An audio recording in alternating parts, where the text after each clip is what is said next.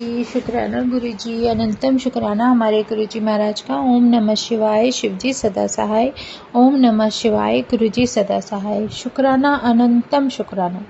12वां chapter है स्वामी कार्तिकेय का चरित्र वर्णन। उनकी खूबियां बताई जा रही हैं। ब्रह्मा जी कहते हैं विष्णु आदि सभी देवता परमोत्सव पर कुमार को कैलाश चढ़ने की प्रेरणा देने लगे। कुमार ने पर्वतराज हिमालय को आशीर्वाद और वचन देकर कैलाश की यात्रा की। देवता मांगलिक जय शब्द करने लगे। कुमार एक परम दिव्य विमान पर बैठकर अपने साथ देवताओं को बैठाकर शिवजी की जय बोलते हुए उनके पास आए। आनंद ध्वनि करते हुए सब शिवजी के पर्वत पर पहुंचे। विष्णु आदि ने शिवजी को प्रणाम करके उनकी बड़ी स्तुति की। कुमार भी बड़ी नम्रता से विमान से उतरकर सिंहासन पर बैठे। शिव पार्वती को प्रणाम किया। शिवजी ने आनंद में आकर पुत्र का मुख चुंबन किया, उठाकर गोद में बैठा लिया और सिर पर हाथ रखकर चुंबन किया। शिव पार्वती को उन पर बड़ा प्रेम हुआ। शिव मंदिर में बड़ा उत्सव मनाया गया। नमस्कार और जय का बहुत शब्द हुआ। विष्णु आदि देवताओं ने स्कंद जी को आगे कर शिवजी की बड़ी स्तुति की। सर्वेश्वर स्वराट प्रसन्न होकर हंसने लगे। फिर विष्णु आदि देवताओं से बोले, मैं देवताओं के लिए कृपा का कोश हूँ। मैं दुष्टों को मारने वाला त्रिलोकी का अधिपति भक्त वत्सल शंकर हूँ।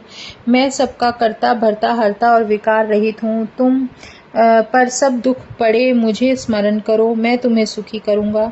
यह सुनकर इंद्र सहित सब देवता हर्षित हो अपने स्थान को चले गए। कुमार अपने माता पिता शिव पार्वती के पास उसी पर्वत पर न्यास करने लगे। हे नारद, यह मैंने तुमसे कुमार के सभी चरित्र कहे।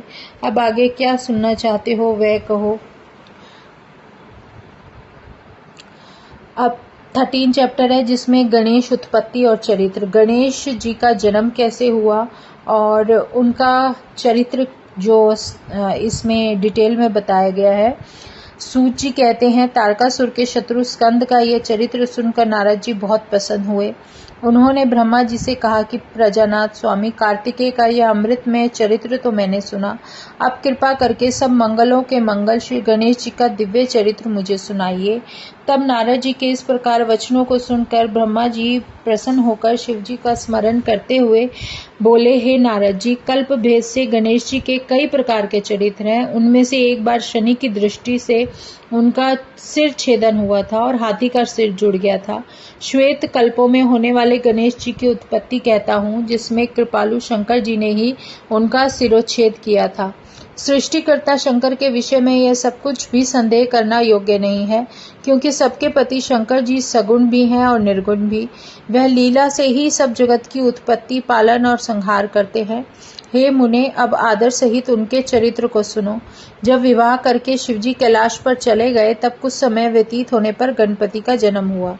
एक समय की बात है, जय और विजया नामक पार्वती की 2 सखियों ने परस्पर विचार कर पार्वती से कहा कि शंकर जी के द्वार पर जो हमारे असंख्यों गण एवं द्वारपाल विराजमान रहते हैं, उन पर हमारा अधिकार होते हुए भी कुछ भी अधिकार नहीं है, क्योंकि हमारा मन उनसे नहीं मिलता।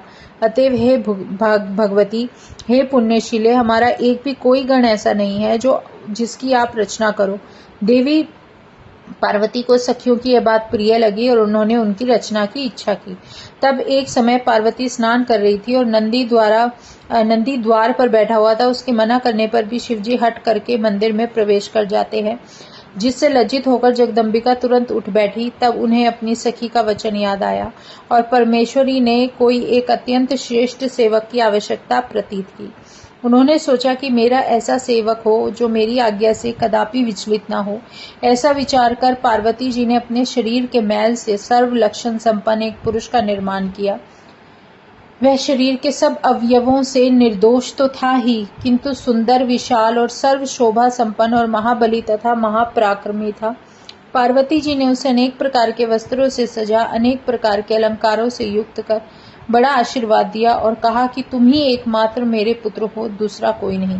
तब उस पुत्र ने पार्वती जी से कहा, हे माता, मेरे लिए क्या आज्ञा है? मैं आपकी आज्ञाओं का पूरा पालन करूंगा। पार्वती जी ने कहा कि तुम मेरे द्वार के रक्षक हो, मेरी आज्ञा के बिना कोई भी घर में ना आए और मेरे घर के भीतर बिल्कुल ना आ सके। कितना भी कोई हट क्यों ना करे, तुम उसे अंदर मत आने देना। ऐसा कहकर पार्वती जी ने गणेश जी के हाथों में एक लकड़ी दे दी और प्रेम से मुख चूम कर द्वार पर बैठा दिया। वही लकड़ी ले गणेश जी माता के हितार्थ द्वारा द्वार पर जा बैठे। तब पार्वती जी फिर स्नान करने लगी। उसी समय शिवजी द्वारा फिर द्वार पर गए और जब अंदर जाने लगे तो शिवजी को ना जानकर गणेश्वर ने कहा कि मेरी माता की आज्ञा के बिना आप नहीं जा सकते। माता इस समय स्नान कर रही है, तुम कहाँ जाते हो, यहाँ से चले जाओ। यह कहकर गणेश जी ने लकड़ी ले उन्हें रोक दिया। शिवजी ने कहा, मूर्ख, तुम किसे रोक रहे हो? क्या मुझे नहीं जानते मैं शिव हूँ? यह सुनते ही गणेश ने महेश्वर पर लकड़ी के प्रहार से करने लगे और इस पर महेश्वर ने क्रुद्ध होकर कहा, रे बालक, तू मूर्ख है क्या? नहीं जानता मैं गिरजापति शंकर हूँ? रे बालक, मैं अपने ही घर में जाता हूँ, तू मुझे क्यों रोकता है? ऐसा कहकर गणेश जी की परवाह ना कर शिव पुनः अंदर जाने लगे। गणेश जी ने फिर उन पर लकड़ी का प्रहार कर दिया। इस पर शिवजी क्रुद्ध होकर अपने गणों को आज्ञा दे कि इसको रोको। ऐसा कहकर शिवजी बाहर स्थित रहे। अद्भुत लीलाधारी संसार को अपनी लीला दिखाने लगे। 14th चैप्टर, शिवजी के गणों से पार्वती गण गणेश जी का विवाद। ब्रह्मा जी कहते हैं कि अब वे सब गण शिवजी की आज्ञा से वहां जाकर उस द्वारपाल से उसका परिचय पूछने लगे और कहने लगे, यदि तू जीना चाहता है तो यहाँ से दूर हो जा। इस पर गणेश जी क्रुद्ध होकर हाथ में दंड लिए उन गणों से निर्भय होकर बोले कि तुम सब यहाँ से दूर चले जाओ, मेरा विरोध करना अच्छा नहीं है। गणेश जी के वचन सुनकर शिवजी के गण हंसने लगे और पुनः क्रुद्ध होकर बोले, हम सब श्रेष्ठ शिवजी के गण हैं, तुमको यहाँ से हटाने के लिए आए हैं। अब तक तुमको भी एक गण मान कर ही छोड़ दिया है, नहीं तो मार दिए होते, अतः क्यों मारना चाहते हो? भाग जाओ। यह सुनकर निर्भीक पार्वती पुत्र ने उन्हें घुड़क दिया और द्वार से ना हटे। इस पर शिवजी के गण लौट गए और जाकर सात बातें कह सुनाई। उसे सुन शिवजी अपने गुणों को, जितने भी उनके गण थे शिवजी के, उन्हें डांटने लगे और कहा कि मैं कुछ नहीं जानता, जैसे भी हो उस गण को हटाओ। वे गण फिर लौटकर द्वारपाल से पूछने लगे, वास्तव में तुम कौन हो और यहाँ पर क्यों स्थित हो? तुम्हें यहाँ पर किसने स्थापित किया है? क्यों मरना क्यों चाहते हो? भाग जाओ यहाँ से, नहीं तो अभी तेरे प्राण ले लूंगा। यह सुनकर गणेश जी कुपित हो अपने हाथों से लाठी पकड़कर कहने लगे, गणों को मारने लगे, डांटने लगे और कहने लगी, जाओ जाओ, दूर जाओ, नहीं तो मैं अभी तुम्हें अपना उग्र पराक्रम दिखा दूंगा। यह सुनकर शिवगण बड़ी चिंता में हो गए।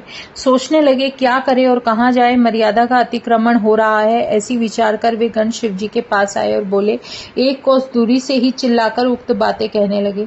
इस पर हाथ में त्रिशूल लिए हुए उग्र बुद्धि वाले शिव जी ने अपने गणों से कहा, हे गणों, तुम सब ही नपुंसक हो, जाओ और मारो, कोई भी हो, अधिक कहने से क्या है, उसको शीघ्र ही वहां से हटाओ।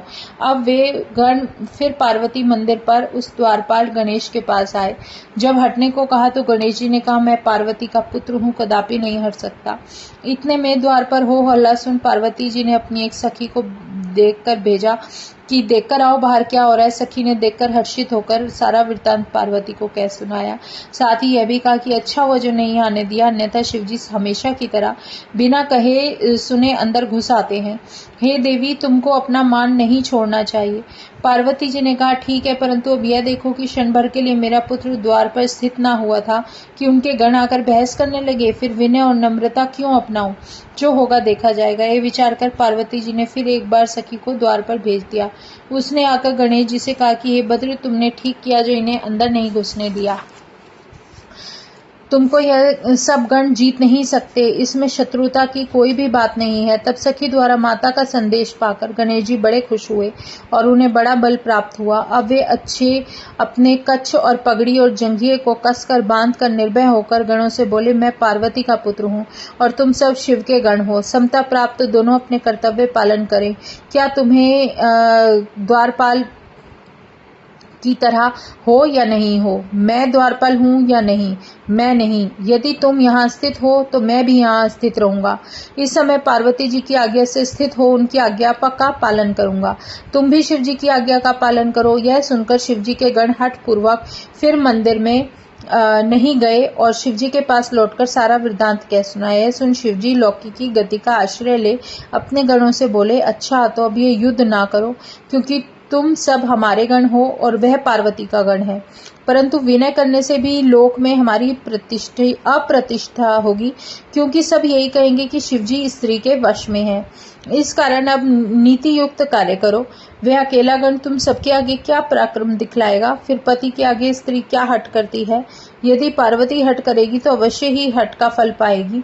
निदान मेरी आज्ञा से तुम लोग युद्ध ही करो, जो होगा देखा जाएगा। ऐसा कहकर लोकी की लीला करने लगे और शिवजी चुप हो गए। शिवगणों से गणेश का युद्ध वर्णन 15th चैप्टर। अब शिवगणों से गणेश जी का कैसे युद्ध शुरू होता है। ब्रह्मा जी बोले, अब विभु की आज्ञा पाकर सब गण निर्भय हो गए और शिव जी के मंदिर में आए। उधर गणेश जी भी सजे हुए तैयार खड़े थे। शिव गणों को देखकर गणेश जी ने कहा कि मैं अकेला माता की आज्ञा का पालन करूंगा। आज तुम सब अकेले मुझ पार्वती पुत्र का बल देखो। शिव जी के गणों का बल आज देखा जाएगा। मैंने तो पहले कभी युद्ध नहीं किया है, परंतु तुम सब तो युद्ध दुर्मद हो। अब तो हमारी और तुम्हारी लज्जा की शिव पार्वती ही रक्षा करेंगे। ऐसा विचार कर अपने स्वामी की आज्ञा पालन करने के लिए मुझे अकेले से ही तुम सब युद्ध करो। मैं अपनी माता के लिए अकेले ही तुम सबसे युद्ध करूंगा। अब यह युद्ध कैसा होगा यह कोई नहीं जानता, और त्रिलोकी में ऐसा कोई नहीं है जो इस युद्ध को रोक सके। जब इस प्रकार दंड पाणी गणेश ने उन गणों को फटकारा तो वे अनेकों प्रकार के आयुध ले उन पर टूट पड़े। अकेले ही गणेश जी शिवजी के असंख्य गणों से युद्ध करने लगे, परंतु शिवजी का कोई भी गण उन्हें युद्ध में परास्त ना कर सका और उन्होंने अकेले ही सबको मारकर भगा दिया। सैकड़ों और सहस्रों की संख्या में वे गण पलायन करने लगे। गणेश जी लौटकर फिर द्वार पर आकर खड़े हो गए।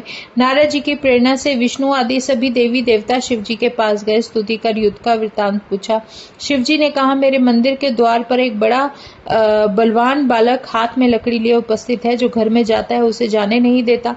यदि ब्रह्मा चाहें तो वहां जाकर इस क्लेश को दूर करे। यह सुनकर शिवजी की माया से मोहित होकर ब्रह्मा जी कुछ ऋषियों को साथ ले बालक के पास गए। मुझे आता देख बालक गणेश क्रोधवश दौड़कर मेरी दाढ़ी और मूछ नोचने लगे।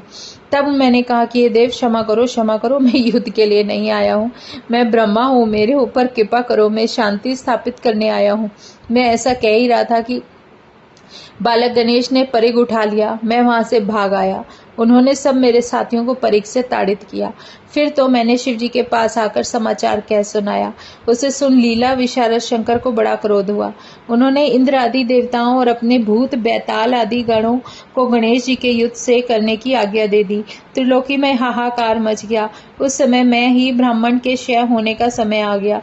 लोग चिंता करने लगे, परंतु कार्तिकेय आदि वीरों से ही शिवजी के सब गणों का प्रयास व्यर्थ हो गया। अकेले बालक गणेश ने मार मारकर सबके छक्के छुड़ा दिए। एक ही बालक ने शिवजी की समस्त सेना को विचलित कर दिया।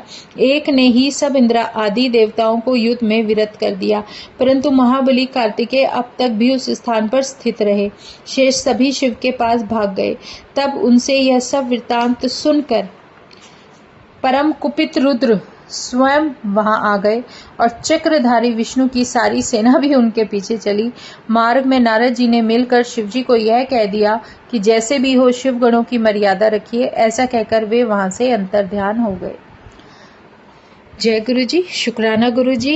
इन 2-3 चैप्टर में हमने देखा कि कैसे गणपति बप्पा का जन्म हुआ। माँ पार्वती ने किस तरीके से अपने पूरे शरीर के ऊपर से जो मटना मलकर जो नहाते थे, जो भी वो ऊपर से उतारा और उससे उन्होंने एक बालक को जन्म दिया और विकसित किया। उन्होंने उसको अपने उस पुत्र का रूप दिया, उसको अपनी सारी शक्तियां दे दी और कहा कि उसको गण बनाकर उन्होंने अपने घर के द्वार पर गण के रूप में तैनात कर दिया कि कोई भी अंदर आए तो बिल्कुल अंदर मत आने देना, चाहे कोई भी हो। माता का आदेश शिरोधार्य कहकर गणपति जी द्वार के बाहर खड़े हो गए और सच में उसके बाद कोई भी अंदर नहीं आ सकता था। ये माता रानी की आज्ञा थी जो गणपति बप्पा निभा रहे थे। और इस चक्कर में जब शिव भगवान आते हैं तो वो उनको भी अंदर एंटर नहीं करने देते। इसी में क्रोधवश जो कुछ भी हो रहा है, अब युद्ध संग्राम शुरू हो गया, क्योंकि कहीं ना कहीं जिस भी तरीके से माता की जो आज्ञा दी हुई थी वो पुत्र निभा रहा था, और पुत्र अपनी माता की आज्ञा में द्वार से हटने को तैयार नहीं था, और वहीं पर लीलाधारी शिव भी अपनी लीला दिखा रहे थे। वो भी किसी भी कारण से पीछे नहीं हटना चाह रहे थे। इसी चक्कर में ये युद्ध शुरू हुआ। शुक्राना गुरुजी का। अब 15th चैप्टर कंप्लीट हुआ है। अब 16th चैप्टर हम पढ़ेंगे, देव गणेश युद्ध और शिवजी द्वारा गणेश का सिरोच्छेदन। जय गुरुजी। शुक्राना गुरुजी। अनंतम शुक्राना हमारे गुरुजी महाराज का। ओम नमः शिवाय। शिवजी सदा सहाय। ओम नमः शिवाय। गुरुजी सदा सहाय। शुक्राना, अनंतम शुक्राना। जय गुरुजी, जय गुरुजी, जय गुरुजी।